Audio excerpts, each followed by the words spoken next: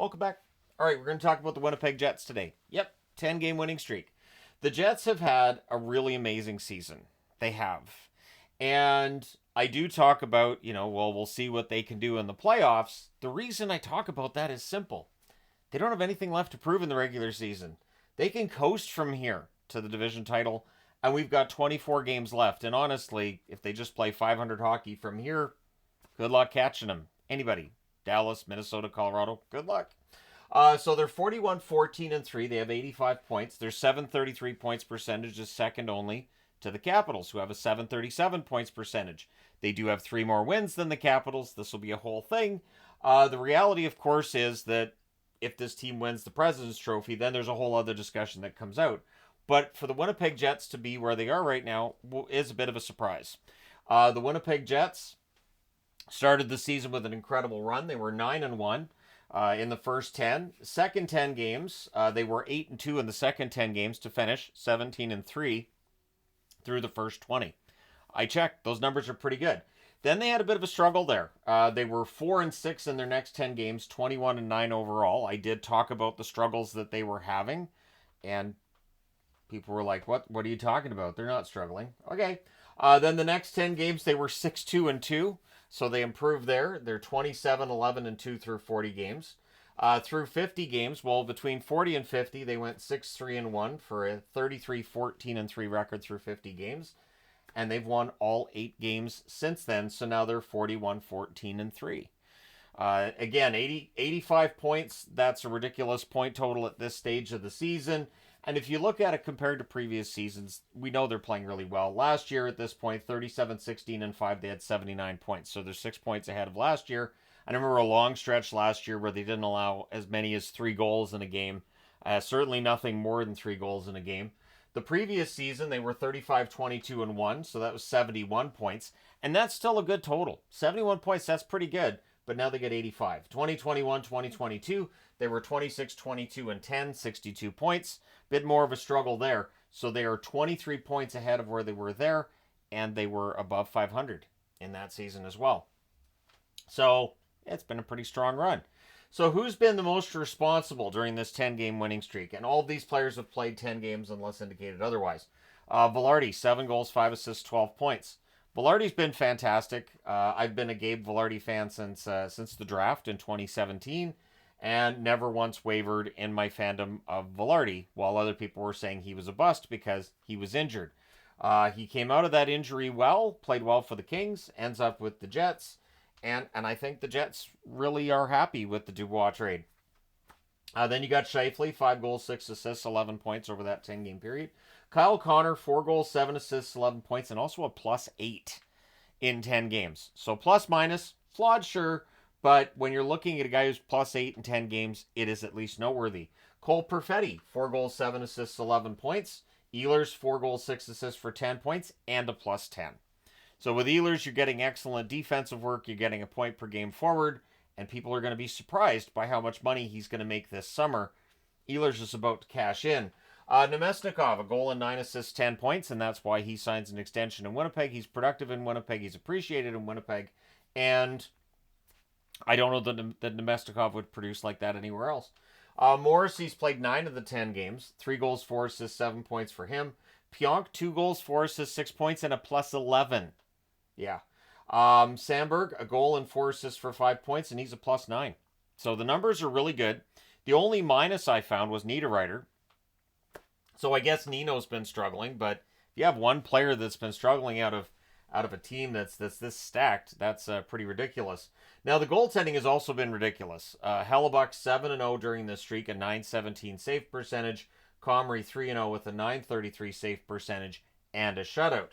So how do we get here? Well, we'll go over here. Now their last loss was January 20th. It was a 5-2 loss in Utah. Clearly that made them angry, and they decided let's not lose any more games.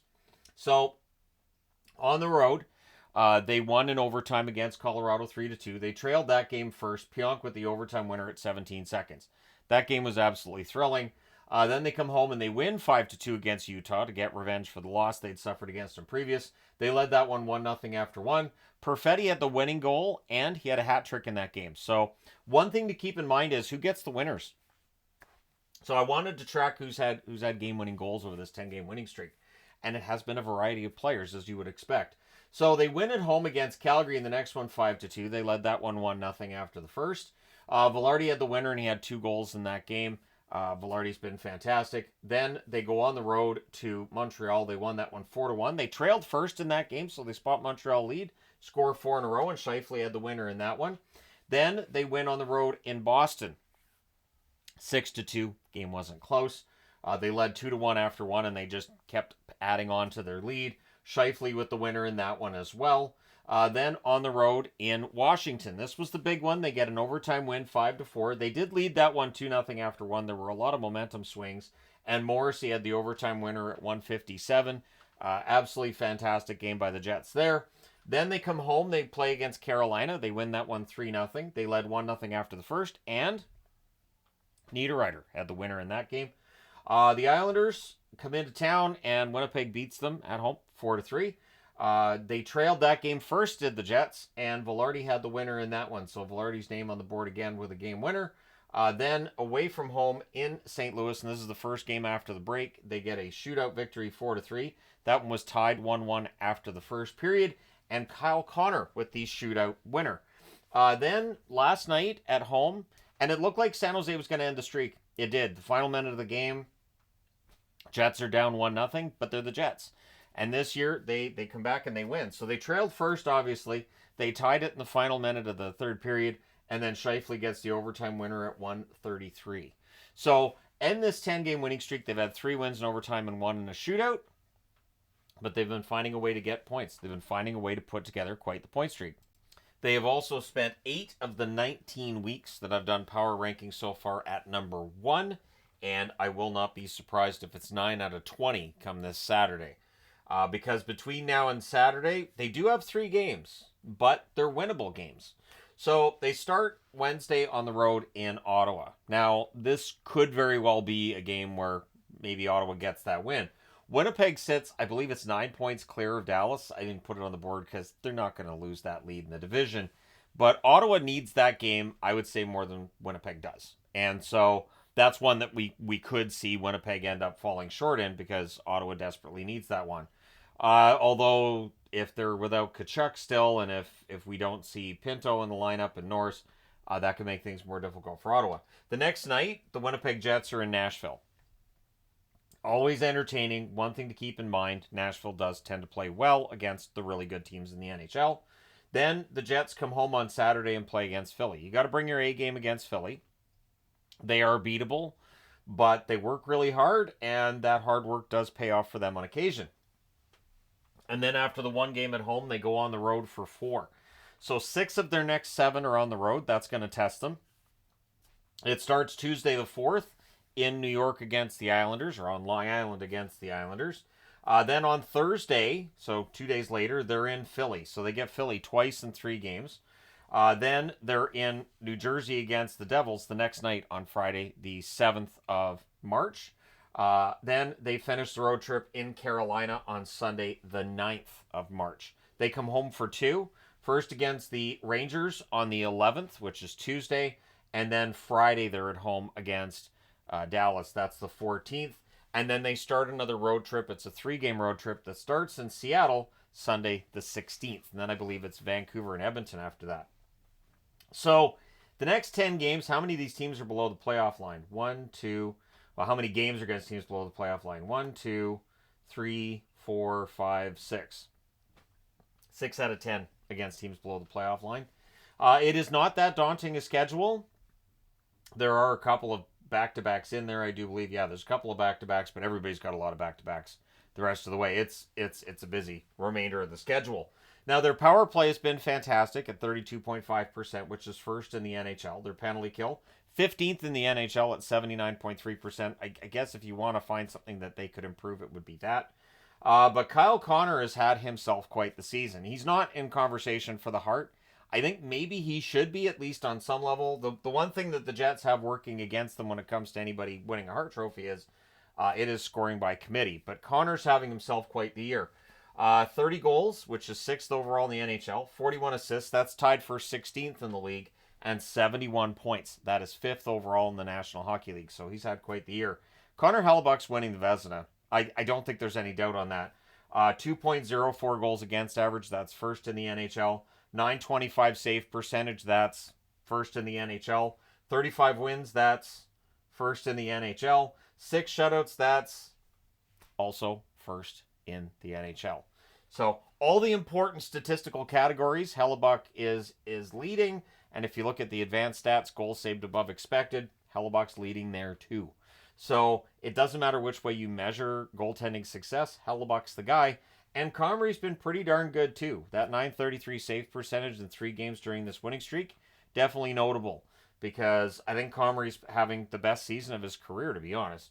And it's nice to see they're finally starting to support that with some goals, and he's getting some wins. So the question with Winnipeg is going to be out there. This is a team that's already proven everything they can during the regular season. They've got all these wins, all these points. They're going to cruise their way to a division title, potentially cruise their way to winning the West. So the only question that's left, the only thing that's left for them is playoff success, which, yes, in recent years has been an issue for the Winnipeg Jets. And that's really the only question that's out there. That's why I bring it up. Because outside of that, what else is there? So it's something to be brought up both with Winnipeg and Washington.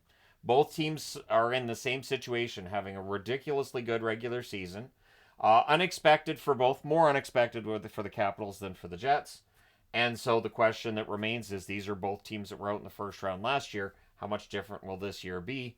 One thing that the Jets have had going for them, and I will give Kevin Cheveldayoff credit here, he has never panicked and made really big moves and shaken up the core after a first round loss or after a disappointing season. He has kept this team mostly together, and we will find out in a couple of months' time whether that leads to postseason success or it does not. So there you go.